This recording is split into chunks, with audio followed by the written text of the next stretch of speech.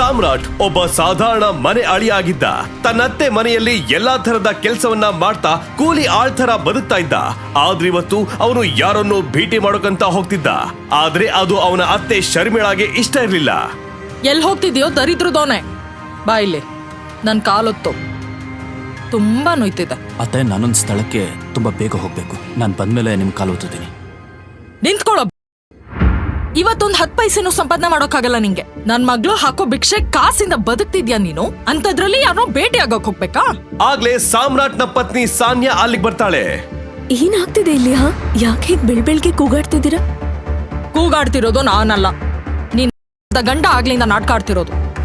ಇಂತೋನ ನಿನ್ ಮುಟ್ಟಾಳ ತಾತ ಬಲವಂತದಿಂದ ನಿನ್ ಸರ್ಗಿ ಗಂಟ್ ಹಾಕಿದ್ರು. ನನ್ ಮಾತ್ ನಡೆಯೋದಾಗಿದ್ರೆ ಈಗಿಂದೀಗ್ಲೇ ಇವನ್ನ ಮನೆಯಿಂದ ಹೊರಗಾಗ್ತಿದ್ದೆ. ಸಾಮ್ರಾಟ್, ನೀನ್ ಎಲ್ಲಿಗ್ ಬೇಕಾದ್ರೂ ಹೋಗು. ಪ್ಲೀಸ್, ನನ್ನಮ್ಮ ಏನ್ ಕೆಲ್ಸ ಹೇಳಿದಾರೋ ಅದನ್ನ ಮಾಡ್ಬಿಟ್ಟು ಹೋಗು. ಇಲ್ಲ ಸಾನ್ಯಾ, ನನಗಿರೋದಕ್ಕಾಗಲ್ಲ. ನಾನು ಈಗಲೇ ಹೋಗ್ತಿದ್ದೀನಿ. ಸಾಮ್ರಾಟ್, ಇಷ್ಟು ಹೇಳಿ ಸಾಮ್ರಾಟ್ ಅಲ್ಲಿಂದ ಹೊರಟೋಗ್ತಾನೆ. ಮತ್ತಿದನ್ನ ಕಂಡು ಶರ್ಮಿಳಾ ಕೋಪ ನೆತ್ತಿಗೆ ಇರುತ್ತೆ. ವಾಪಸ್ ಬರ್ಲಿ ಇರು ನನ್ ಮಗ. ಇವತ್ತು ಇವನ ಬೀದಿ ನಾಯಿಗಳಿಗೆ ಆಹಾರವಾಗಿ ಹಾಕ್ಲಿಲ್ಲ ಅಂದ್ರೆ ನನ್ನ ಹೆಸರು ಶರ್ಮಿಳಾನೇ ಅಲ್ಲ. ಸಾಮ್ರಾಟ್ ತನ್ನತ್ತೆಯ ಕೋಪದಿಂದ ಈಗ ಹೇಗೆ ಬಚಾವಾಗ್ತಾನೆ? ಸಾಮ್ರಾಟ್ ಜೀವನದಲ್ಲಿ ಮುಂದೆ ಬರೋ ಸವಾಲುಗಳೇನು? ಮುಂದೆನಾಗುತ್ತೆ? ಸ್ವಲ್ಪ ಹೊತ್ತಿನ ನಂತರ ಸಾಮ್ರಾಟ್ ಬೆಂಗಳೂರಿನ 5 ಸ್ಟಾರ್ ಹೋಟೆಲ್ ಪ್ಯಾರಡೈಸ್ಗೆ ಬರ್ತಾನೆ. ಆದ್ರೆ ಅಲ್ಲೂ ಕೂಡ ಅವನ ಸ್ವಾಗತ ಅಷ್ಟು ಚೆನ್ನಾಗಿರ್ಲಿಲ್ಲ.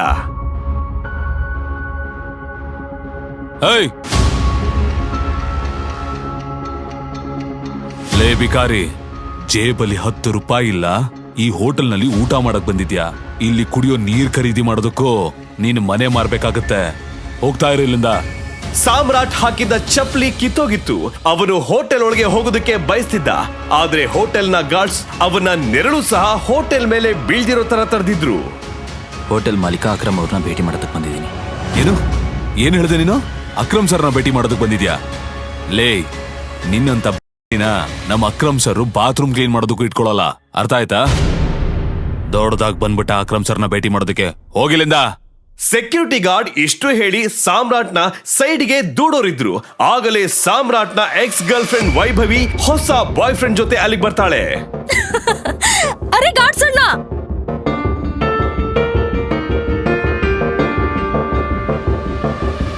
ಈ ಭಿಕಾರಿಗಳನ್ನ ಈ ತರ ಓಡ್ಸೋದಲ್ಲ ಅಣ್ಣ. ಪಾಪ ಈ ಬಡಪಾಯಿ ತಿಂದು ಅದೆಷ್ಟು ದಿನ ಆಯ್ತೋ ಏನೋ. ಹೌದು, ಅಷ್ಟಕ್ಕೂ ಈ ಹೋಟೆಲ್ ಅಲ್ಲಿ ಊಟ ಉಳ್ದಿರುತ್ತಲ್ವಾ, ಸುಮ್ನೆ ಎಸದ್ ಬಿಡ್ತೀವಿ. ಅದನ್ನ ಇವನಿಗೆ ತಿನ್ನೋಕ್ ಕೊಡ್ಬೋದಲ್ವಾ? ಪಾಪ ಬಡಪಾಯಿ ತುಂಬಾ ದಿನದಿಂದ ಹಸ್ತಿದಾನೆ ಅನ್ಸುತ್ತೆ. ಸ್ವಲ್ಪ ದಿನದ ಹಿಂದಷ್ಟೇ ವೈಭವಿ ಸಾಮ್ರಾಟ್ನ ಜೊತೆ ಒಟ್ಟಿಗೆ ಬದುಕಿ ಸಾಯೋ ಆಣೆ ಮಾಡಿದ್ಲು. ಆದ್ರೆ ಇವತ್ತು ಅವಳು ಅವನ ಎದುರೇ ಭಿಕಾರಿ ತರ ನಡ್ಸ್ಕೊಳ್ತಿದ್ಲು. ನನಗ್ ವಿಶ್ವಾಸನೇ ಆಗ್ತಿಲ್ಲ ಬೇಬ್, ಈ ನಿನ್ ಬಾಯ್ ಫ್ರೆಂಡ್ ಅಂತ. ಜಗನ್ನ ಈ ಮಾತನ್ನ ಕೇಳಿ ಸಾಮ್ರಾಟ್ನ ಕೋಪಕ್ಕೆ ಮಿತಿನೇ ಇರಲಿಲ್ಲ. ಆದ್ರೆ ಅವನು ಇನ್ನೇನೋ ಹೇಳ್ಬೇಕು ಅಷ್ಟರಲ್ಲಿ ಅಲ್ಲಿಗೆ ಐಷಾರಾಮಿ ಕಾರೊಂದು ಬಂದು ನಿಲ್ತು. ಅಕ್ರಮ್ ಸರ್ ಬಂದ್ರು. ಆ ಕಾರ್ ನಿಲ್ತಿದ್ದ ಹಾಗೆ ಗೇಟ್ ಹತ್ರ ನಿಂತಿದ್ದ ಎಲ್ಲಾ ಗಾರ್ಡ್ಸ್ ಆ ಕಾರಿನ ಬಳಿ ಓಡ್ ಬರ್ತಾರೆ. ಆಗಲೇ ಆ ಕಾರಿಂದ ಹೋಟೆಲ್ ನ ಮಾಲೀಕ ಅಕ್ರಮ್ ಇಳಿತಾನೆ. ಕಾರಿಂದ ಕೆಳಗೆ ಇಳಿಯುತ್ತಿದ್ದಂತೆ ಅಕ್ರಮ್ನ ನೋಟ ಹೋಟೆಲ್ ನಲ್ಲಿ ಸೇರಿದ ಜನರ ಕಡೆ ಹರಿಯುತ್ತೆ. ಸಾಮ್ರಾಟ್ ನನ್ನು ಗಾರ್ಡ್ಸ್ ಸುತ್ತುವರೆದ ಕಡೆ ಆ ಗುಂಪನ್ನ ನೋಡ್ತಿದ್ದ ಹಾಗೆ ಅಕ್ರಮ್ ಆ ಗಾರ್ಡ್ಸ್ ಗಳನ್ನ ಕೇಳ್ತಾನೆ. ಹೋಟೆಲ್ ನ ಲಾಬಿಲಿ ಇಷ್ಟೊಂದು ಜನ ಯಾಕೆ ಸೇರಿದ್ದಾರೆ? ಗೊತ್ತಿಲ್ಲ ಸರ್, ಯಾರೋ ಬಿಕಾರಿ ಹೇಳ್ತಿದ್ದ ನೀವೇ ಅವನ್ನ ಕರೆದ್ರಿ ಅಂತ. ನಾನ್ ನಿನಗೆ ಎಷ್ಟು ಸಲ ಹೇಳಿದ್ದೀನಿ ನನ್ನ ಹೋಟೆಲ್ ನಲ್ಲಿ ಈ ತರ ಜನರನ್ನ ಸೇರಿಸಬೇಡ ಅಂತ. ಎತ್ಕೊಂಡು ಹೋಗಿ ಹೊರಗಾಕಿ ಅವನ್ನ.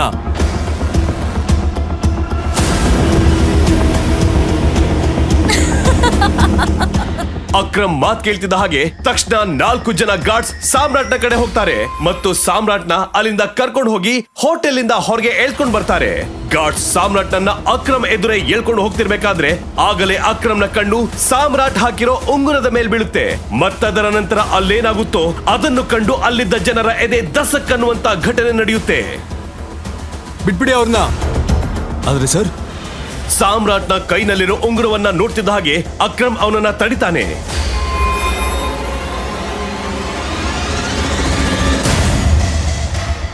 ಟೈಗರ್, ಮತ್ತಲ್ಲಿ ಕರೋಡ್ಪತಿಯಾಗಿರೋ ಅಕ್ರಮ್ ಸಾಮ್ರಾಟ್ನ ಕಾಲಿಗೆ ಬೀಳ್ತಾನೆ.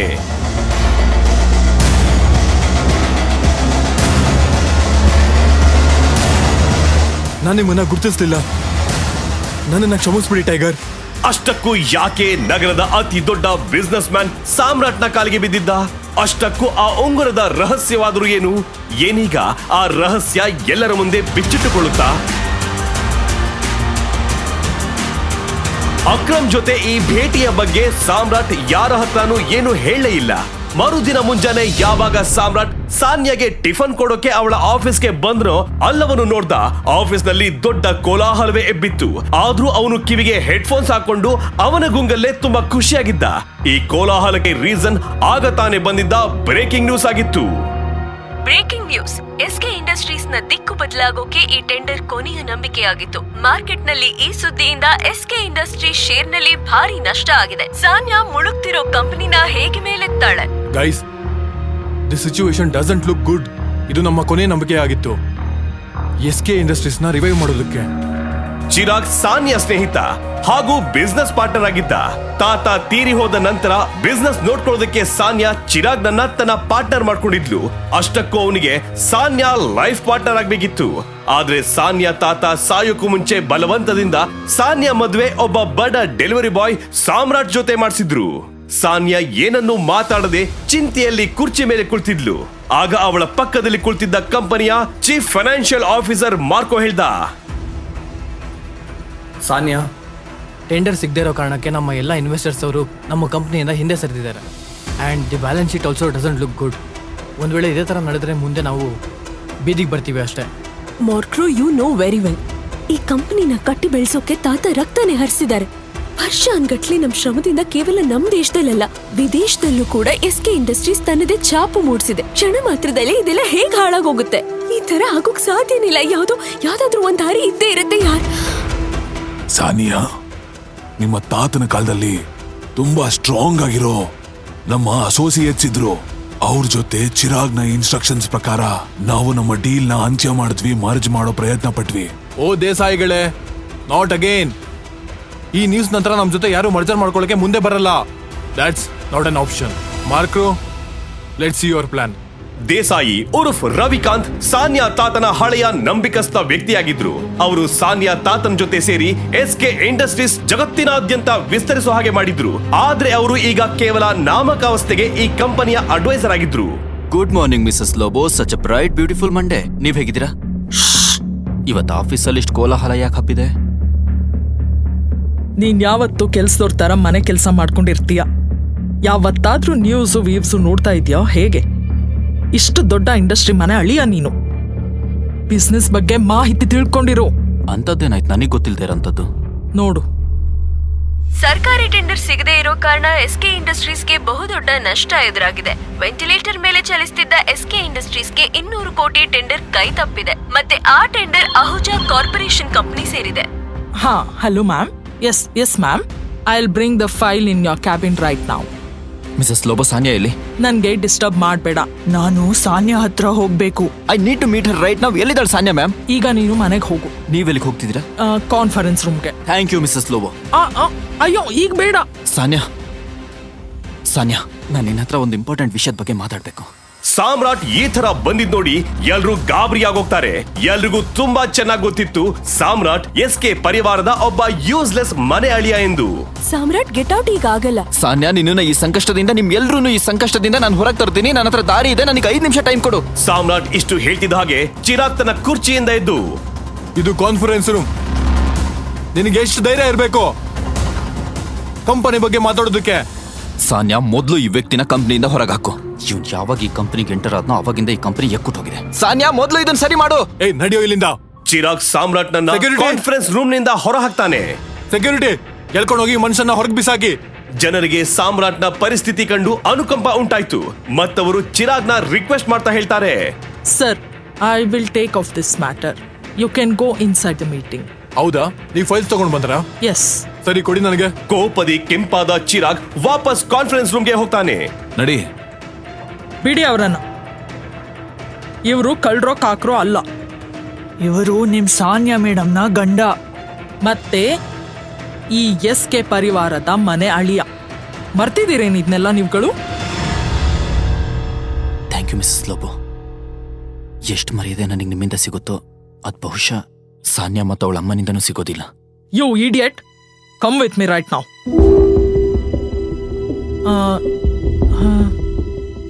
ನೀನು ಕೆಳಗೆ ಏನೇನೋ ಮಾತಾಡ್ತಾ ಇದ್ದೆ, ಕಂಪ್ನಿನ ಕ್ರೈಸಿಸ್ನಿಂದ ಹೊರಗೆ ತರೋದಾಗಿ. ಅದು ಹೇಗೆ?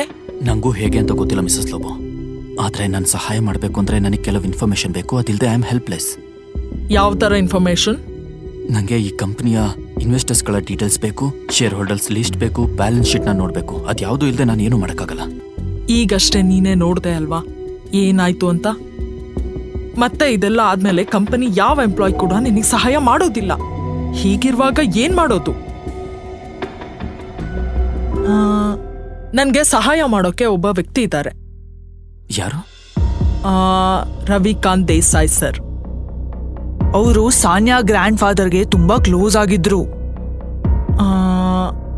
ಎಲ್ಲವೂ ಚೆನ್ನಾಗೇ ಇತ್ತು, ಆದ್ರೆ ಚಿರಾಗ್ ಎಲ್ಲರನ್ನು ಸೈಡಿಗೆ ಹಾಕಿ ಎಲ್ಲರನ್ನು ವೇಸ್ಟ್ ಮಾಡಿದ್ನಲ್ವಾ. ಆದ್ರೆ ಒಂದ್ ಮಾತು ಹೇಳ್ತೀನಿ, Ravikant Desai is a chain smoker. ಪ್ರತಿ ಗಂಟೆ ಇಲ್ಲಿಗೆ ಬರ್ತಾರೆ ಸಿಗರೆಟ್ ಸೇದೋಕೆ. ನೀನಿಲ್ಲಿ ಅವರಿಗೋಸ್ಕರ ವೇಟ್ ಮಾಡು, ಅವ್ರ ಜೊತೆ ಟ್ರೈ ಮಾಡು ಮಾತಾಡೋಕೆ, ಅವರನ್ನ ಕನ್ವಿನ್ಸ್ ಮಾಡೋಕೆ ಪೂರ್ತಿ ಅಂದ್ರೆ ಪೂರ್ತಿ ಪ್ರಯತ್ನ ಪಡು. I am sure you can do it. Okay, ಈಗ ನಾನು ಹೋಗ್ಬೇಕು. All the best.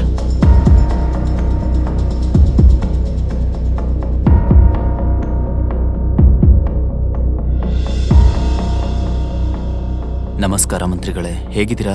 ಅರೆ ಸಾಮ್ರಾಟ್ ಸರ್, ನೀವು ನಮಗ್ ಫೋನ್ ಮಾಡಿದಿರಾ? ನಮ್ ಭಾಗ್ಯವೇ ಬದಲಾದಾಗಾಯ್ತು. ಅಯ್ಯೋ, ಆತರ ಏನೂ ಇಲ್ಲ. ನನಗೊಂದು ಸಣ್ಣ ಕೆಲಸ ಆಗ್ಬೇಕಿತ್ತು ನಿಮ್ಮಿಂದ. ಒಬ್ಬ ಬಡ ಡೆಲಿವರಿ ಬಾಯ್ ಸಾಮ್ರಾಟ್ಗೆ ಮಂತ್ರಿ ಜೊತೆ ಹೇಗೆ ಪರಿಚಯ ಇತ್ತು? ಮಂತ್ರಿ ಅವರು ಸಾಮ್ರಾಟ್ ಜೊತೆ ಇಷ್ಟು ವಿನಮ್ರತೆಯಿಂದ ಯಾಕೆ ಮಾತಾಡ್ತಿದ್ರು? ಫೋನ್ ನಲ್ಲಿ ಸಾಮ್ರಾಟ್ ಮಂತ್ರಿಗೆ ಏನೋ ಅರ್ಥ ಮಾಡಿಸ್ತಿದ್ದ. ಆಗಲೇ ರವಿಕಾಂತ್ ದೇಸಾಯಿ ಉರ್ಫ್ ರವಿಕಾಂತ್ ಅಲ್ಲಿಗೆ ಬಂದ್ರು. ಹಾಗೆ ಫಾರಿನ್ ಡೀಟೇಲ್ಸ್ನ ಪತ್ತೆ ಹಚ್ಚಿ ಮಂತ್ರಿಗಳೇ, ನಂತರ ನನಗೆ ಕಾಲ್ ಬ್ಯಾಕ್ ಮಾಡಿ. ಈಗ ನಾನು ಫೋನ್ ಇಡ್ತೀನಿ. ಸರಿ.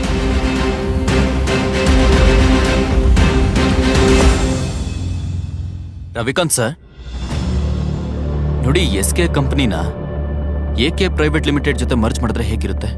AK ಪ್ರೈವೇಟ್ ಲಿಮಿಟೆಡ್ ಜೊತೆನಾ? ಅವರು ನಮ್ಮ ಹಳೆ ಅಸೋಸಿಯೇಟ್ಸ್ ಆಗಿದ್ರು. ಆದ್ರೆ ಸಾಮ್ರಾಟ್, ನಿನ್ಗೆ ಅವ್ರ ಬಗ್ಗೆ ಹೇಗ್ ಗೊತ್ತು? ಇದಾದ ನಂತರ ಸಾಮ್ರಾಟ್ ರವಿಕಾಂತ್ ಅವರಿಗೆ ಏನನ್ನ ಹೇಳಿದ್ನೋ ಅದನ್ನ ಕೇಳ್ತಿದ್ದ ಹಾಗೆ ಅವರ ತಲೆ ಗಿರ್ರಂತು. ಅವರು ತಮ್ಮ ಸಿಗರೆಟ್ ವಾಪಸ್ ಇಟ್ಟು ಸಾಮ್ರಾಟ್ ನನ್ನು ತಮ್ಮ ಜೊತೆ ಕಾನ್ಫರೆನ್ಸ್ ರೂಮ್ಗೆ ಕರ್ಕೊಂಡು ಹೋದ್ರು. ಏ ಬಡವಾ, ನೀನಿನ್ನು ಹೋಗಿಲ್ವಾ ಇಲ್ಲಿಂದ? Behave your self. ಸಾನಿಯಾ, ನಾವು ಸಾಮ್ರಾಟ್ಗೆ ಒಂದು ಅವಕಾಶ ಕೊಡ್ಬೇಕು. He has an excellent plan. ಅದು ಈ ತಿರುಪಯ್ಯತ್ತವನ ಹತ್ರ. ನಾಲ್ಗೆ ಮೇಲೆ ಹಿಡ್ತಾ ಇರ್ಲಿ. ನಿನಗೆ ಎಷ್ಟು ವಯಸ್ಸಾಗಿದ್ಯೋ ಅದಕ್ಕಿಂತ ಹೆಚ್ಚು ನನಗೆ ಕಂಪ್ನಿ ನಡೆಸಿರೋ ಎಕ್ಸ್ಪೀರಿಯನ್ಸ್ ಇದೆ. ನಾವು ಸಾಮ್ರಾಟ್ ಮಾತನ್ನ ಕೇಳಬೇಕು. He has a point. ಅದ್ ಹೇಗೆ ಹೀಗೆ ಹೇಳ್ತಾ ಇದೀರಾ ನೀವು? ಅಲ್ಲ, ಏನ್ ಹೇಳಕ್ ಹೊರಟಿದ್ದೀರಾ? ಇಷ್ಟೆಲ್ಲ ಮಾತುಕತೆಗಳ ನಡುವೆ ಸಾನ್ಯಾ ಒಂದು ದೀರ್ಘ ಯೋಚನೆಯಲ್ಲಿ ಮುಳುಗಿದ್ಲು. ಅವಳಿಗೆ ಅವಳ ತಾತ ಹೇಳಿದ್ದ ಒಂದು ಮಾತು ನೆನಪಿಗೆ ಬರ್ತಿತ್ತು. ಸಾನಿಯಾ ಮಗಳೇ, ಸಾಮ್ರಾಟ್ ನಿನಗೆ ತುಂಬಾ ಒಳ್ಳೆ ಜೀವನ ಸಂಗಾತಿ. ಮತ್ತಿದ್ಯಾವತ್ತು ನೆನ್ಪಿಟ್ಕೋ, ನಿನಗೆ ಇಲ್ಲ SK ಇಂಡಸ್ಟ್ರಿ ಮೇಲೆ ಸಮಸ್ಯೆ ಎದುರಾದ್ರೆ ಸಾಮ್ರಾಟ್ ಮಾತ್ರ ನಿನ್ನ ಅದರಿಂದ ಕಾಪಾಡ್ತಾನೆ. ತನ್ನೆದ್ರಿಗೆ ನಡೀತಿರೋ ಈ ರಾದ್ಧಾಂತ ನೋಡಿ ಸಾನ್ಯಾ ಜೋರಾಗಿ ಕೂಗ್ತಾಳೆ. ಚಿರಾಗ್, ಇದು ನೆನ್ಪಿರ್ಲಿ, ಈ ಕಂಪನಿ ನಂದು, ಮತ್ತೆ ಪ್ರತಿ ಡಿಸಿಷನ್ ತಗೊಳ್ಳೋ ಹಕ್ಕು ನನಗಿರುತ್ತೆ. Sit down.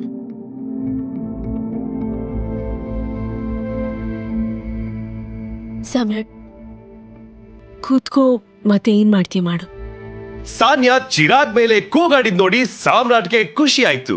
ರವಿಕಾಂತ್ ಸಾಮ್ರಾಟ್ನ ತಮ್ಮ ಪಕ್ಕದ ಕುರ್ಚಿಲಿ ಕೂರ್ಸಿದ್ರು. ಕೂರ್ತಿದ್ದ ಹಾಗೆ ಎದುರಿಗಿರೋ ನೀರಿನ ಗ್ಲಾಸ್ನ ಸಾಮ್ರಾಟ್ ಒಂದೇ ಉಸಿರಿಗೆ ಕುಡಿದ್ಬಿಟ್ಟ. ಸಾನ್ಯಾ, ಎಲ್ಲದಕ್ಕಿಂತ ಮೊದಲು ನನಗೆ ಈ ಕಂಪನಿಯ ಇನ್ವೆಸ್ಟರ್ಸ್ಗಳ ಡೀಟೇಲ್ಸ್ ಬೇಕು, ಶೇರ್ ಹೋಲ್ಡರ್ಸ್ ಲಿಸ್ಟ್ ಬೇಕು, ಆ್ಯಂಡ್ ಬ್ಯಾಲೆನ್ಸ್ ಶೀಟ್ ನೋಡಬೇಕು. ಆ್ಯಂಡ್ ಅದು ಯಾವುದೂ ಇಲ್ಲದೆ ನಾನು ಏನೂ ಮಾಡೋಕ್ಕಾಗಲ್ಲ. This is too much. ನಾವು ಯಾರ್ಯಾರಿಗೂ ನಮ್ಮ ಕಂಪನಿ ಡೀಟೇಲ್ಸ್ನ ಕೊಡೋಕ್ಕಾಗಲ್ಲ. ಮಕ್ಕಳು, ಲ್ಯಾಪ್ಟಾಪ್ ಪಾಸ್ ಮಾಡು. ಸಾನ್ಯ, ನೀನು ಈಗಲೂ ಕೂಡ ಈ ಮುಟ್ಟಾಳನ ಮಾತನ್ನ. ಲ್ಯಾಪ್ಟಾಪ್ ಪಾಸ್ ಮಾಡು. ಮಕ್ಕಳು, why don't you mind your language? ಯಾಕೆ ಮರ್ತೋಯ್ತಾ ಸಾಮ್ರಾಟ್ ನನ್ನ ಪತಿ ಅನ್ನೋದು? 2 ವರ್ಷಗಳಲ್ಲಿ ಮೊದಲನೇ ಸಲ ಸಾಮ್ರಾಟ್ ಸಾನ್ಯಾಗಾಗಿ ಹೋರಾಡೋದನ್ನ ನೋಡಿದ್ಲು.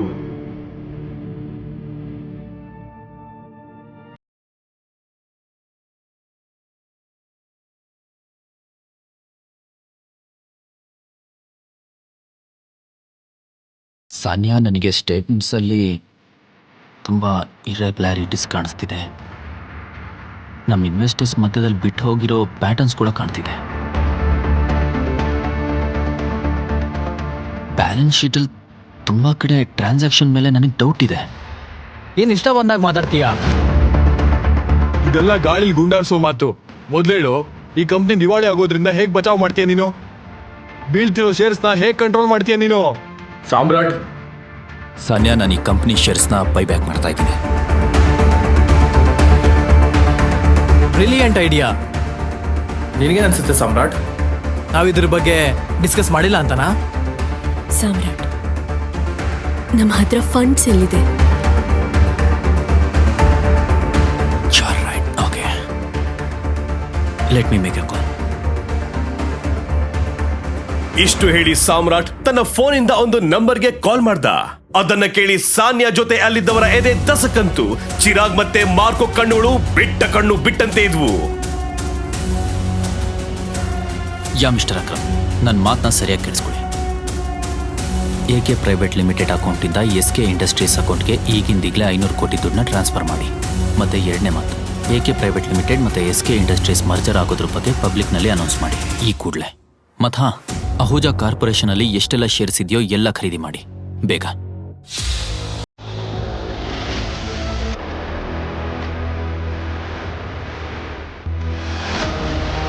ಈಗ ತಾನೇ ನ್ಯೂಸ್ ಬಂತು ಟೈಗರ್ ವಾಪಸ್ ಬಂದಿದ್ದಾನೆ ಅಂತ. ನೀವು ಹೇಳಿದ್ರೆ ಈಗ ಬೇಡ, ಈಗ ತಾನೇ ಅಲ್ವಾ ಬಂದಿರೋದು. ಸ್ವಲ್ಪ ಕುಣಿದು ಕುಪ್ಪಳಿಸ್ಲಿ ಬಿಡು. ಆಮೇಲೆ ಈ ಸರಿ ಅವನನ್ನ ಪಂಜರಕ್ಕೆ ಹಾಕೋ ತಪ್ಪು ಮಾತ್ರ ಮಾಡಬೇಡ.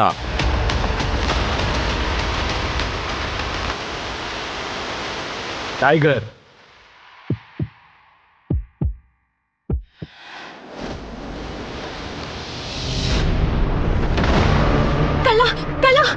ಸಾಮ್ರಾಟ್ ಹಿಡಿ ಆ ಕಳ್ಳನ. ಛೀ, ಎಂತ ದಂಡ್ಪಿಂಡನೋ ನೀನು. ಏನಾದ್ರೂ ಮಾಡು, ಓಡೋ ಅವನ ಹಿಂದೆ. ಸಾನ್ಯಾ, ಅದು ನಿನ್ ಕೈಲಿ ಏನೂ ಆಗಲ್ಲ.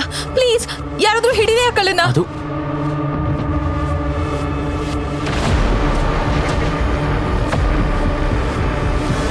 ಸಾಕ್ ಮಾಡು ಸಾಮ್ರಾಟ್.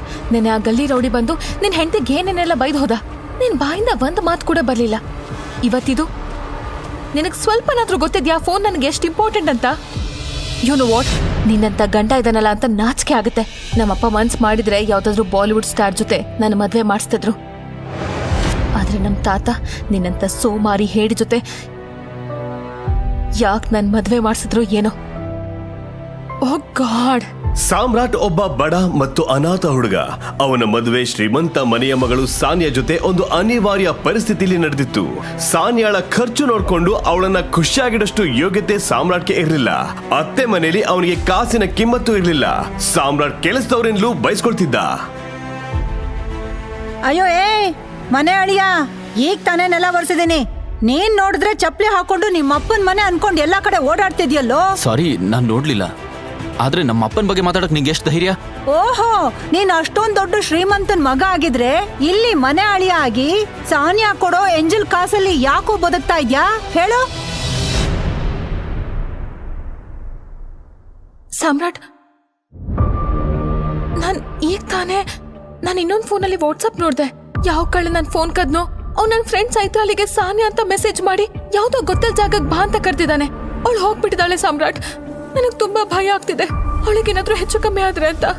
ಇದನ್ನ ಕೇಳಿದ ತಕ್ಷಣ ತನ್ನ ರೂಮಲ್ಲಿದ್ದ ಸಾನ್ಯಾಳ ತಾಯಿ ಶರ್ಮಿಳಾ ಅಲ್ಲಿಗೆ ಬಂದು ಹೇಳಿದ್ರು, ಸಾನ್ಯಾ, ಇದೇನ್ ಆಗ್ತಿದೆ ಅಂತ? ನಿನ್ ಮೊಬೈಲ್ ಕಳ್ತನ ಆಯ್ತಾ? ಅರೆ, ಅರ್ಧ ಗಂಟೆ ಮುಂಚೆನೆ ನಿನ್ ಮೊಬೈಲ್ ನಿಂದ ನನ್ಗೊಂದ್ ಮೆಸೇಜ್ ಬಂತು, ಒಂದ್ ನಂಬರ್ಗೆ 10 ಲಕ್ಷ ರೂಪಾಯಿ ಟ್ರಾನ್ಸ್ಫರ್ ಮಾಡು ಅಂತ. ನಾನ್ ಮಾಡ್ಬಿಟ್ಟೆ. ಟ್ರಾನ್ಸ್ಫರ್ ಯಾಕೆ ಮಾಡಿದ್ರಿ? ಅಯ್ಯೋ ದೇವ್ರೆ. ಇದನ್ನ ಕೇಳಿದ ತಕ್ಷಣ ಸಾನ್ಯಾಳ ಗಂಟಲು ಒಣಗೋಯ್ತು. ಆ ಕಳ್ಳ ತನ್ನ ಫ್ರೆಂಡ್ ಚೈತಾಲಿಗೆ ಏನಾದ್ರೂ ಮಾಡಬಹುದು ಅನ್ನೋ ಒಂದು ಭಯ ಅವಳನ್ನ ಕಾಡ್ತಿತ್ತು. ಸಾಮ್ರಾಟ್, ನೀನ್ ನನ್ ಜೊತೆನೆ ಇದೆಯಲ್ಲ, ಆಗ ಒಂಚೂರ್ ಧೈರ್ಯ ತೋರ್ಸಿದ್ರೆ ಆ ಕಳ್ಳ ಸಿಕ್ಕಾಕೊಳ್ಳೋನು.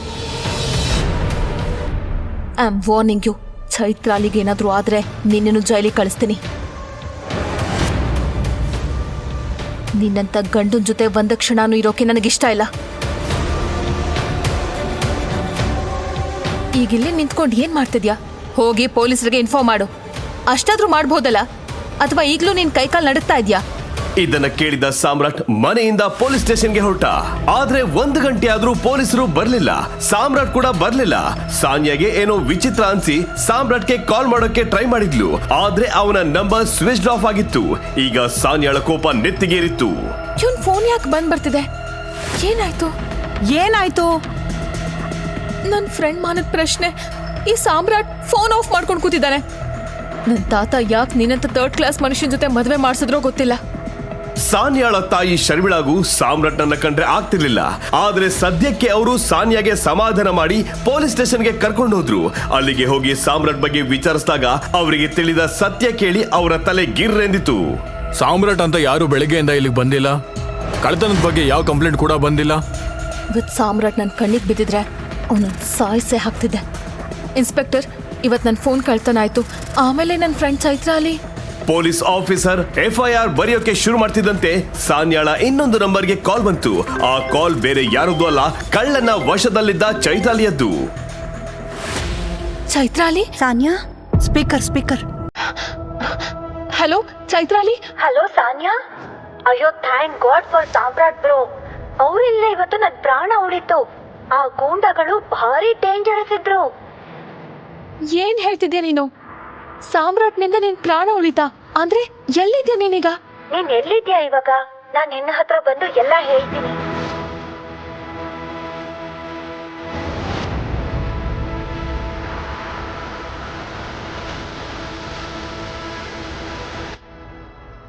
ಕೂತ್ಕೋ 1 ನಿಮಿಷ. ಹೇಗಿದ್ಯಾ ನೀನು? ಏನಾಯ್ತು ಹೇಳ ನನ್ಗೆ. ನಿನ್ ಫೋನನ್ನ ಕದ್ದಿದ್ದವನು ಸಾಮಾನ್ಯ ಕಳ್ಳ ಅಲ್ಲ. ಐ ಆಮ್ ಶ್ಯೂರ್ ಅವನ್ ದೊಡ್ಡ ಕ್ರಿಮಿನಲ್. ಅವನೊಬ್ಬ ದೊಡ್ಡ ಟೆರರಿಸ್ಟ್ಗೆ ಕೆಲಸ ಮಾಡ್ತಾನೆ. ಆ ಟೆರರಿಸ್ಟ್ ದುಬೈನಲ್ಲಿ ಇರ್ತಾನೆ. ಸರ್, ಐ ಆಮ್ ಶ್ಯೂರ್ ಅವ್ರದ್ದು ಒಂದು ಹ್ಯೂಮನ್ ಟ್ರಾಫಿಕಿಂಗ್ ದಂಧೆ ಇದೆ. ನಾನು ಅವ್ರ ಕೈಲಿ ಸಿಕ್ಕಾಕೊಂಡಿದ್ದಾಗ ನಾನು ಅವರನ್ನ ಬೇಡ್ಕೋತಿದ್ದೆ, ಪ್ಲೀಸ್ ನನ್ನ ಬಿಟ್ಬಿಡಿ. ನನ್ನ ಫ್ರೆಂಡ್ ಸಾನ್ಯಾ ನನ್ನ ಇಲ್ಲಿ ಕರೆದಿದ್ದು. ನನಗೆ ಹೀಗೆಲ್ಲ ಆಗತ್ತೆ ಅಂತ ಗೊತ್ತಿರ್ಲಿಲ್ಲ. ಸಾನ್ಯಾ ತನ್ನ ಗಂಡ ಸಾಮ್ರಾಟ್ ಬಗ್ಗೆ ಏನೋ ಹೇಳೋದಕ್ಕೆ ಕರೆದಿದ್ದಾಳೆ ಅಂತ ಅನ್ಕೊಂಡಿದ್ದೆ. Please please. ಏಯ್ ಹುಡ್ಗೆ, ಯಾರ ಹೆಸರು ಹೇಳ್ತಿದ್ಯಾ? ಯಾರಿದು ಸಾಮ್ರಾಟ್? ಆಮೇಲೆ ಏನಾಯ್ತು ಚೈತ್ರಾಲಿ? ನಾನು ಅವ್ರ ಹತ್ರ ರಿಕ್ವೆಸ್ಟ್ ಮಾಡ್ಕೊಂಡೆ, ಒಂದು ಸಾರಿ ನನ್ನ ಫೋನ್ ನಲ್ಲಿ ಸಾಮ್ರಾಟ್ ಬ್ರೋ ಫೋಟೋ ನೋಡಿ ಅಂತ.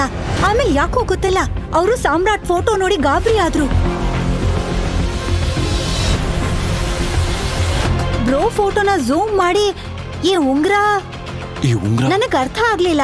ಆ ಟೆರರಿಸ್ಟ್ಗಳು ತುಂಬಾ ಹೆದರ್ಕೊಂಡಿದ್ರು. ಯಾಕೆ ಹಾಗೆ ಮಾಡಿದ್ರು ಅಂತ ನನಗೆ ಅರ್ಥನೇ ಆಗ್ಲಿಲ್ಲ. ಆದ್ರೆ ಅವರು ನನ್ನ ಬಿಟ್ಬಿಟ್ರು. ಅಯ್ಯೋ ಕತ್ತೆಗಳ, ಟೈಗರ್ ಸರಿ ಗೊತ್ತಾದ್ರೆ ಅವರೇ ನನ್ನನ್ನ ಗುಂಡು ಹೊಡೆದು ಸಾಯಿಸ್ಬಿಡ್ತಾರೆ. ಮೇಡಮ್, ಬ್ಯಾಗ್ ತಗೊಳ್ಳಿ ಮೇಡಮ್. ಹೋಗಿ ಹೋಗು. ವಾಟ್? ಇದ್ ಹೆಂಗ್ ಸಾಧ್ಯ? ಅಂದ್ರೆ ಯಾವ ಮನುಷ್ಯ ಕಳ್ಳನ ಹಿಂದೆ ಓಡೋಕ್ಕೂ ಹೋಗ್ಲಿಲ್ವೋ? ಅವನು ಈ ಅಂಡರ್ ವರ್ಲ್ಡ್ ಲೆವೆಲ್ ಟೆರರಿಸ್ಟ್ಗೆ ಹೆಂಗ್ ಗೊತ್ತು? ಮತ್ತೆ ಅವನು ಸಾಮ್ರಾಟ್ ನನ್ನ ಟೈಗರ್ ಅಂತ ಯಾಕೆ ಕರೀತಿದ್ದ? ಇವನ್ ಫೋನ್ ಯಾಕೆ ಸ್ವಿಚ್ ಆಫ್ ಬರ್ತಿದೆ? ಎಲ್ಲಿದ್ದಾನ ಇವನು? ಮಮ್ಮಿ, ನನ್ ಗಂಡ ಸಾಮ್ರಾಟ್ ಪವರ್ಫುಲ್ಲಾ? ಅವನ್ ಅಷ್ಟೊಂದು ಪವರ್ಫುಲ್ ಆಗಿದ್ರೆ ನಮ್ ಮನೇಲಿ ಹೀಗೆ ಅವಮಾನ ಸಹಿಸ್ಕೊಂಡು ಮನೆ ಅಳಿಯನಾಗಿ ಯಾಕಿದಾನೆ? ಅಯ್ಯೋ ದೇವ್ರೆ, ನನಗ್ ತಲೆ ಸುತ್ತ ಬರ್ತಿದೆ. ನಿಜವಾಗ್ಲೂ ಸಾಮ್ರಾಟ್ ಟೈಗರ? ಹಾಗಾದ್ರೆ ಸಾಮ್ರಾಟ್ ಯಾಕೆ ಹೇಡಿಯಂತೆ ಇರ್ತಿದ್ದ? ಆಗ ಆ ಕಳ್ಳನನ್ನ ಯಾಕೆ ಹಿಡಿಲಿಲ್ಲ? ಮತ್ತು ಇದೆಲ್ಲಕ್ಕಿಂತ ದೊಡ್ಡ ಪ್ರಶ್ನೆ, ಅಂಡರ್ ವರ್ಲ್ಡ್ ನ ಭಯಾನಕ ಡಾನ್ ಅನ್ನೇ ನಡುಗಿಸೋ ಸಾಮ್ರಾಟ್ ಯಾಕೆ ಅತ್ತೆ, ಕೆಲಸದವರು ಮತ್ತೆ ಹೆಂಡತಿಯಿಂದ ಬೈಗಳು ತಿಂತಿದ್ದ? ಯಾಕೆ ಬಡವ್ರ ತರ ಜೀವನ ನಡೆಸ್ತಿದ್ದ? ಇದೇ ಪ್ರಶ್ನೆ ಸಾನ್ಯಾಳ ತಲೆಯಲ್ಲೂ ಓಡ್ತಿತ್ತು. ಆಗ್ಲೇ ಅವಳ ತಾಯಿ ಶರ್ಮಿಳಾ ಹೇಳಿದ್ರು, ಸಾನ್ಯಾ, ನಾನ್ ಇದನ್ನೆಲ್ಲ ನಂಬೋಕೆ ಆಗಲ್ಲ. ಅರೆ, ಯಾವ ಕೆಲ್ಸಕ್ಕೂ ಬಾರ್ದವನು, ತನ್ ಮೂಗಿನ ಮೇಲೆ ಕೂತಿರೋ ನೊಣ ಓಡ್ಸೋಕ್ಕೂ ಹೆದ್ರವನು. ಅವನಿಗೆ ಟೆರರಿಸ್ಟ್ಗಳು ಯಾಕೆ ಹೆದರ್ತಾರೆ? ಆದ್ರೆ ಈ ಹಾಳಾದವನು ಏನೋ ಮುಚ್ಚಿಡ್ತಾ ಇದ್ದಾನೆ. ಅದನ್ನ ಪತ್ತೆ ಹಚ್ಚಬೇಕು. ಏನಾದ್ರೂ ದೊಡ್ಡ ಅನಾಹುತ ಆಗೋಕ್ಕೂ ಮುಂಚೆ ಕಂಡು ಹಿಡಿಲೇಬೇಕು. ಸಾನ್ಯಾ, ನಡಿ ಮನೆಗೆ. ಮನೇಲಿ ಹೊದ್ಕೊಂಡು ಮಲ್ಗಿರ್ತಾನೆ. ನಡಿ. ಸಾನ್ಯಾ ಮತ್ತು ಅವಳ ತಾಯಿ ಶರ್ಮಿಳಾ ಮನೆಗೆ ಬಂದ್ರು. ಆದ್ರೆ ಅಲ್ಲೂ ಸಾಮ್ರಾಟ್ ಇರ್ಲಿಲ್ಲ. ಈ ಸಾಮ್ರಾಟ್ ಎಲ್ ಸತ್ತ?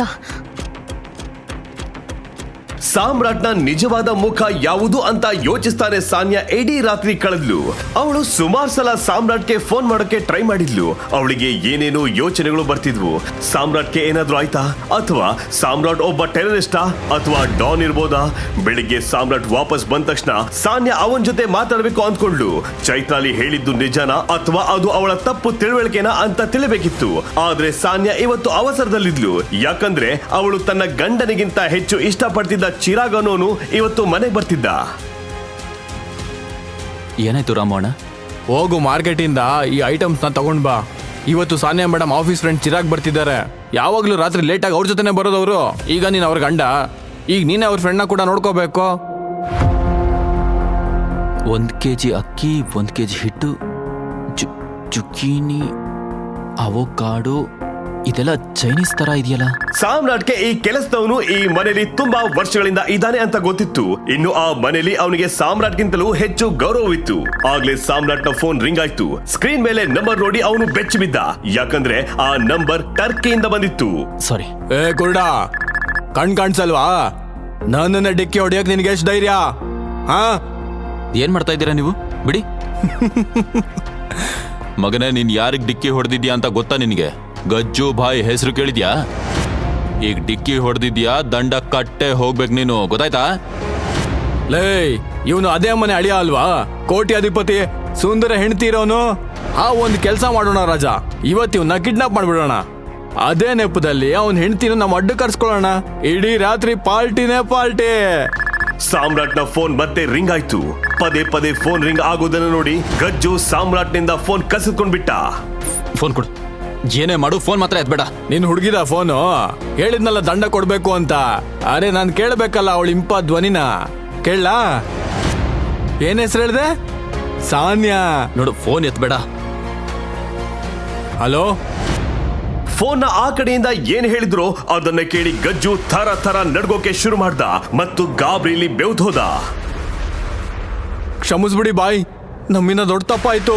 ಗಜ್ಜು ಭಾಯ್ ಹೀಗೆ ಹೇಳ್ತಿದ್ದಂತೆ ಎಲ್ಲಾ ಗೂಂಡಗಳು ಸಾಮ್ರಾಟ್ನ ಕಾಲಿಗೆ ಬಿದ್ರು. ನಿಮ್ಮನ್ನ ಗುರ್ತಿಡಿಲಿಲ್ಲ, ಕ್ಷಮಿಸ್ಬಿಡಿ ಬಾಯ್. ಸಾರಿ ಅಣ್ಣ, ಸಾರಿ. ನಾನು ಇವ್ರನ್ನ ಬಡವ ಬಿಕಾರಿ ಅನ್ಕೊಂಡಿದ್ದೆ. ಇವ್ರ ಹೆಂಡತಿಗೆ ಇವ್ರ ಅಸಲಿ ಅಂತ ಗೊತ್ತಾ? ಬಾಯ್, ಕ್ಷಮಿಸ್ಬಿಡಿ ಬಾಯ್, ಕ್ಷಮಿಸ್ಬಿಡಿ. ಆಗ್ಲೇ ಧೂಳು ಏಳೋಕೆ ಶುರುವಾಯ್ತು. ಎಲ್ಲರೂ ಆಕಾಶದ ಕಡೆ ನೋಡಿದ್ರು. ಒಂದು ಹೆಲಿಕಾಪ್ಟರ್ ಕೆಳಗೆ ಏಳಿತಾ ಇತ್ತು. ಆ ಹೆಲಿಕಾಪ್ಟರ್ ಅಲ್ಲಿಗೆ ಯಾಕೆ ಬಂತು? ಯಾಕೆ ಆ ಗೂಂಡಗಳು ಸಾಮ್ರಾಟ್ನ ಕಾಲ್ ಹಿಡಿದ್ರು? ಟರ್ಕಿಯಿಂದ ಬಂದ ಕಾಲ್ಗೂ ಸಾಮ್ರಾಟ್ಗೂ ಏನ್ ಸಂಬಂಧ? ಮಾರನೇ ದಿನ ಸಾನ್ಯಾಳ ತಾಯಿ ಶರ್ಮಿಳಗೆ ಬಂದ ನ್ಯೂಸ್ ನಿಂದ ಇಡೀ ಮನೆಯೇ ಅಲ್ಲೋಲ ಕಲ್ಲೋಲವಾಯ್ತು. ಶರ್ಮಿಳಾ ಮೇಡಮ್, ಯಾವ ಬಡ ಮನೆ ಅಳಿಯ ಸಾಮ್ರಾಟ್ನಿಂದ ನೀವು ಪಾತ್ರೆ ತೊಳಸ್ತಿದ್ರು? ಅವನು ಪ್ಲೇನ್ ನ ಹೈಜಾಕ್ ಮಾಡಿ 200 ಕೋಟಿ ರೂಪಾಯಿ ಕೇಳ್ತಿದ್ದಾರೆ. ಏನು? ನಮ್ ಮಳಿಯನ್ ಪ್ಲೇನ್ ಹೈಜಾಕ್ ಆಯ್ತಾ? ಇದಕ್ಕಿಂತ ದೊಡ್ಡ ಖುಷಿ ನ್ಯೂಸ್ ಇನ್ನೇನ್ ಬೇಕು ನನ್ಗೆ? ನಾನ್ ಅವನಿಗೋಸ್ಕರ 200 ರೂಪಾಯಿನೂ ಕೊಡಲ್ಲ. ಆದ್ರೆ ಅವನನ್ನ ಉಳಿಸ್ಕೊಳ್ಳೋದಿಕ್ಕೆ 200 ಕೋಟಿನ ಯಾರು ಯಾಕೆ ಕೇಳ್ತಾ ಇದಾರೆ ಗೊತ್ತಾಗ್ತಾ ಇಲ್ಲ. ನಿನ್ನೆವರೆಗೂ ಕೆಲಸದವರಿಂದ ಬೈಗಳು ತಿಂತಿದ್ದ ಹೆಂಡತಿಯ ಎಂಜಲು ಕಾಸಲ್ಲಿ ಮನೆ ಅಳಿಯನಾಗಿ ಬದುಕ್ತಿದ್ದ, 100 ರೂಪಾಯಿ ಶರ್ಟ್ ಹಾಕ್ತಿದ್ದ ಅದೇ ಸಾಮ್ರಾಟ್ಗೋಸ್ಕರ ಯಾರಾದ್ರೂ 200 ಕೋಟಿ ಹಣವನ್ನ ಯಾಕೆ ಕೊಡ್ತಾರೆ? ಸಾನ್ಯಾ, ಕೇಳಿದ್ಯಾ ಸಾಮ್ರಾಟ್ ಬಗ್ಗೆ? ಅಮ್ಮ, ನನಗೆ ಸಾಮ್ರಾಟ್ ಮೇಲೆ ಮೊದಲಿಂದನೂ ಡೌಟ್ ಇತ್ತು. ನಿಮ್ಗೆ ನೆನಪಿದ್ಯಾ, ಚೈತ್ರಾಲಿನ ಯಾವ ಟೆರರಿಸ್ಟ್ಗಳು ಕಿಡ್ನಾಪ್ ಮಾಡಿದ್ರು ಅವ್ರು ಅವಳನ್ನ ಬಿಟ್ಟಿದ್ದು ಕೂಡ ಇದೇ ಸಾಮ್ರಾಟ್ಗೋಸ್ಕರ. ನಿನ್ನೆ ಅವನಿಗೆ ಟರ್ಕಿಯಿಂದಲೂ ಕಾಲ್ ಬರ್ತಿತ್ತು. ನಾನು ಸ್ಪ್ಯಾಮ್ ಕಾಲ್ ಇರಬೇಕು ಅಂತ ಸುಮ್ಮನಾದೆ. ರಾಮು ಅಣ್ಣ ಅವನನ್ನ ಮಾರ್ಕೆಟ್ ಕಳ್ಸಿದ್ಮೇಲೆ ಅವ್ನು ವಾಪಸ್ ಬರಲೇ ಇಲ್ಲ. ಹಾಗೆ ಅಮ್ಮ, ಒಂದ್ ವಿಷಯ ಅರ್ಥ ಆಗ್ತಿಲ್ಲ. ಈ ಬಿಕಾರಿ ಸಾಮ್ರಾಟ್ನಲ್ಲಿ ಹೈಜಾಕರ್ಗಳಂಥದ್ದು ಏನ್ ಕಂಡ್ರು ಅಂತ ಎಲ್ರೂನು ಬಿಟ್ಟು ಅವನನ್ನೇ ಯಾಕೆ ಹಿಡ್ದಿದ್ದಾರೆ? ಡಿಮ್ಯಾಂಡ್ ಮಾಡಿದ್ ಎಷ್ಟು? 200 ಕೋಟಿ. ನನ್ಗನ್ಸುತ್ತೆ ಸಾಮ್ರಾಟ್ ಅವ್ರ ಹತ್ರ ಹೇಳಿರ್ಬೇಕು, ನೋಡಿ ಅಣ್ಣ, ನಮ್ಮ ಅತ್ತೆ ಮನೆಯವ್ರ ಹತ್ರ ಕೋಟಿ ಗಟ್ಲೆ ಆಸ್ತಿ ಇದೆ ಅಂತ. ಸಾನ್ಯಾ ಮೇಡಮ್, ಅವ್ರಿಗೆ ಏನು ಗೊತ್ತಿಲ್ಲ. ಅವರು ಸುಮ್ಮನೆ ಕೂತಿದ್ದಾರೆ. ಆದ್ರೆ ಹೈಜಾಕ್ ಮಾಡಿದವರು ಅವ್ರನ್ನ ಹಿಡಿದು ಬಿಟ್ಟಿದ್ದಾರೆ. ಅವ್ರಿಗೆ 200 ಕೋಟಿ ಸಿಗ್ಲಿಲ್ಲ ಅಂದ್ರೆ ಸಾಮ್ರಾಟ್ನ ಕೊಂದು ಹಾಕ್ತೀವಿ ಅಂತಿದ್ದಾರೆ. ಅಳಿಯ ಅಂತ ಪೂರ್ತಿ ಆಸ್ತಿನೇ ಅವನಿಗೆ ಬರ್ದ್ಕೊಡಕ್ಕಾಗತ್ತಾ? ಸಾಯ್ಲಿ ಬಿಡು, ಒಳ್ಳೇದಾಯ್ತು. ಸಾನ್ಯಾ ಜೀವನದಿಂದ ಪೀಡೆ ತೊಲಗ್ತು ಅನ್ಕೊಳ್ಳೋಣ. ಶರ್ಮಿಳಾ ಟಿವಿ ರಿಮೋಟ್ ತಗೊಂಡ್ರು. ನ್ಯೂಸ್ ಚಾನೆಲ್ ಹಾಕಿದ ತಕ್ಷಣ ಟಿವಿಲಿ ಬಂದ ನ್ಯೂಸ್ ಕೇಳಿ ಎಲ್ಲರೂ ದಂಗಾದ್ರು. ಮುಂಬೈನಿಂದ ಟರ್ಕಿಗೆ ಹೋಗ್ತಿದ್ದ ಫ್ಲೈಟ್ ಅನ್ನ ಹೈಜಾಕ್ ಮಾಡಿ ಸಾಮ್ರಾಟ್ ಎಂಬ ವ್ಯಕ್ತಿಯನ್ನ ಒತ್ತೆಯಾಳಾಗಿ ಇರಿಸಲಾಗಿತ್ತು. ಈಗ ಬರ್ತಿರೋ ನ್ಯೂಸ್ ಪ್ರಕಾರ 200 ಕೋಟಿ ರೂಪಾಯಿಗಳ ಬೇಡಿಕೆಯ ಬದಲು ಹೈಜಾಕರ್ಗಳಿಗೆ ಯಾರೋ 500 ಕೋಟಿ ರೂಪಾಯಿ ಕೊಟ್ಟಿದ್ದಾರೆ. ಅದೇ ಸಮಯದಲ್ಲಿ ಫ್ಲೈಟ್ ಒಳಗಿನಿಂದ ಗುಂಡಿನ ಸದ್ದು ಕೇಳಿ ಬಂದಿದೆ. ಹಣ ಪಡೆದು ಸಾಮ್ರಾಟ್ನನ್ನ ಕೊಲ್ಲಲಾಗಿದೆಯೇ? ಈ ಪ್ರಶ್ನೆಯ ಉತ್ತರಕ್ಕಾಗಿ ಇಡೀ ದೇಶ ಕಾಯ್ತಾ ಇದೆ. ಈ ನ್ಯೂಸ್ ಕೇಳಿ ಸಾನ್ಯಾ ಮತ್ತು ಶರ್ಮಿಳಾ ಅವರ ಕಣ್ಣುಗಳು ಅರಳಿದ್ವು. ಸಾನ್ಯಾ ಗಲಿಬಿಲಿಯಿಂದ ಹೇಳಿದ್ಲು, ಈ ಸಾಮ್ರಾಟ್ಗೋಸ್ಕರ 500 ಕೋಟಿ ಯಾರು ಕಳ್ಸಿದ್ದು? ನಮ್ ಹತ್ರ ಅಷ್ಟು ದುಡ್ಡಿಲ್ಲ. ಈ ಸಾಮ್ರಾಟ್ ಯಾವಾಗ ಇಷ್ಟೊಂದು ಇಂಪಾರ್ಟೆಂಟ್ ಆದ? ಜನ ಅವನಿಗೋಸ್ಕರ ಕೋಟಿಗಟ್ಲೆ ಸುರಿಯೋಕೆ ಅದ್ಯಾಕ್ ರೆಡಿ ಆಗಿದ್ದಾರೆ? ಸಾನ್ಯಾ, ಪತ್ತೆ ಹಚ್ಚು ಯಾರವನು ಅಂತ. ಬಡವ ಮತ್ತೆ ಅನಾಥನಾಗಿದ್ದ ಸಾಮ್ರಾಟ್ಗಾಗಿ ಇಷ್ಟು ಹಣ ಕಳ್ಸಿದ್ದು ಯಾರು? ಫ್ಲೈಟ್ ಒಳಗೆ ಹಾರಿದ ಗುಂಡಿಗೆ ಸಾಮ್ರಾಟ್ ಸತ್ತು ಹೋದ. ಟರ್ಕಿಯಿಂದ ಸಾಮ್ರಾಟ್ಗೆ ಕಾಲ್ ಮಾಡಿದವರು ಯಾರು? ಯಾವುದೇ ಕಾರಣಕ್ಕೂ ನಮ್ಮಿಂದ ಶ್ರೀಮಂತ ಮತ್ತೆ ಪವರ್ಫುಲ್ ಜೊತೆಗೆ ಚಿನ್ನದ ಮೊಟ್ಟೆ ಇಡೋ ಕೋಳಿ ಯಾವತ್ತೂ ಕೈ ತಪ್ಪಿ ಹೋಗ್ಬಾರ್ದು. ಅವ್ನ್ ಸಿಗ್ಲಿಲ್ಲ ಅಂದ್ರೆ ಈ ರಹಸ್ಯಗಳಿಗೂ ಉತ್ತರ ಸಿಗಲ್ಲ. ಸಾಮ್ರಾಟ್ ಸರ್ ಬದುಕಿರ್ತಾರೆ ಸಾನ್ಯಾ ಮೇಡಮ್. ಇಷ್ಟೊತ್ತಿಗೆ ಅಲ್ಲಿ ಗುಂಡು ಹಾರ್ಸಾಗಿರುತ್ತೆ. ಅವ್ನ ಹೆಣನೂ ಸಿಗಲ್ಲ. ಚಿಂದಿ ಆಗಿರುತ್ತೆ ಅವನ ದೇಹ. ನೀವೆಲ್ಲ ತಪ್ಪು ತಿಳ್ಕೊಂಡಿದ್ದೀರಾ. ನಿಮ್ಗೆ ಸಾಮ್ರಾಟ್ ಸರ್ ಬಗ್ಗೆ ಗೊತ್ತೇ ಇಲ್ಲ. ಶಡಾಪ್, ನೀನ್ ನಮ್ ಮ್ಯಾನೇಜರ್. ಈ ವಿಷಯ ಮರಿಬೇಡ. I have proof madam. ಇದನ್ನ ನೋಡಿ. ಇದ್ರಲ್ಲಿ ಯಾರ ಹೆಸರು ಇಲ್ವಲ್ಲ. What non sense. ಇದು ಸಾಮ್ರಾಟ್ ಸರ್ ಫೈಲ್. ಕಳೆದ ವಾರ ತರಕಾರಿ ಮಾರ್ಕೆಟ್ ಇಂದ ಬರುವಾಗ ಗಾಡಿಲಿ ಬಿಟ್ಟು ಹೋಗಿದ್ರು. ಆ ಅಬೇಪಾರಿ ಯೋಗ್ಯತೆಗೆ ₹1 ಇರಲ್ಲ, ನೋಡ್ಕೋ. ಶರ್ಮಿಳಾ ಫೈಲ್ ತೆರೆದು ಓದೋಕೆ ಶುರು ಮಾಡ್ತಾಳೆ. ಆ ಫೈಲ್ ನಲ್ಲಿ ಏನಿತ್ತು ಅದನ್ನು ನೋಡಿ ಶರ್ಮಿಳಾ ಅವರ ಮೈ ನಡ್ಗೋಕೆ ಶುರುವಾಗುತ್ತೆ. ಅವರು ಗಾಬರಿಲಿ ಸಾನ್ಯಾಗೆ, ಸಾನ್ಯಾ, ನಮ್ಮಿಂದ ದೊಡ್ಡ ತಪ್ಪಾಗೋಯ್ತು. ನೀನ್ ಈಗ್ಲೇ ಸಾಮ್ರಾಟ್ಗೆ ಕಾಲ್ ಮಾಡಿ ಮೊದ್ಲು ಕ್ಷಮೆ ಕೇಳು. ಇಲ್ಲ ಅಂದ್ರೆ ನಾವೆಲ್ಲ ಸತ್ತು ಹೋಗ್ತೀವಿ. ನಮ್ಗೆ ಸಾಮ್ರಾಟ್ ಅಸಲಿ ಅತ್ತು ಗೊತ್ತೇ ಆಗ್ಲಿಲ್ಲ. ಸಾನ್ಯಾ, ಕಾಲ್ ಮಾಡು. 1 ನಿಮಿಷ. ಏನದು ಸಾಮ್ರಾಟ್ನ ಸತ್ಯ? ಇದ್ರಲ್ಲಿ ಅಂಥದ್ದೇನಿದೆ? ಯಾರಾದ್ರೂ ಹೇಳ್ತೀರಾ ಇದ್ರಲ್ಲಿ ಏನಿದೆ ಅಂತ? ಕಾಲ್ ಮಾಡು. ಹಾಗಾದ್ರೆ ಆ ರೆಡ್ ಫೈಲ್ ನಲ್ಲಿ ಶರ್ಮಿಳಾ ಅವರನ್ನ ಬೆಚ್ಚಿ ಬೀಳಿಸುವಂತದ್ದು ಏನಿತ್ತು? ಬಡವ ಮತ್ತು ಅನಾಥನಾಗಿದ್ದ ಸಾಮ್ರಾಟ್ಗಾಗಿ ಅಷ್ಟೊಂದು ಹಣವನ್ನ ಕೊಟ್ಟವರು ಯಾರು? ಒಬ್ಬ ಟೆರರಿಸ್ಟೇ ಭಯದಿಂದ ನಡುಗಿ ಹೋಗಿದ್ಯಾಕೆ? ಮತ್ತೆ ಹೇಡಿಯಂತೆ ಜೀವನ ನಡೆಸ್ತಿದ್ದ ಸಾಮ್ರಾಟ್ನ ಜೀವನ ಮತ್ತೆ ಅವನ ರೋಚಕ ಕಥಾನಕದಲ್ಲಿ ಮುಂದೆ ಏನಾಗುತ್ತೆ? ಇನ್ನು ಎಷ್ಟು ರಹಸ್ಯಗಳು ಹೊರಬರಲಿವೆ? ಈ ಎಲ್ಲಾ ಪ್ರಶ್ನೆಗಳಿಗೂ ಉತ್ತರ ಬೇಕಾ? ಈಗಲೇ ಡೌನ್ಲೋಡ್ ಮಾಡಿ ಪಾಕೆಟ್ FM ಮತ್ತು ಕೇಳಿ ದೇಶ ವಿದೇಶದಲ್ಲಿ ಫೇಮಸ್ ಆಗಿರೋ ಟೈಗರ್ ರಿಟರ್ನ್ಸ್ ಅನ್ನೋ ಮೈ ನವಿರೇಳಿಸೋ ಕಥೆಯನ್ನ.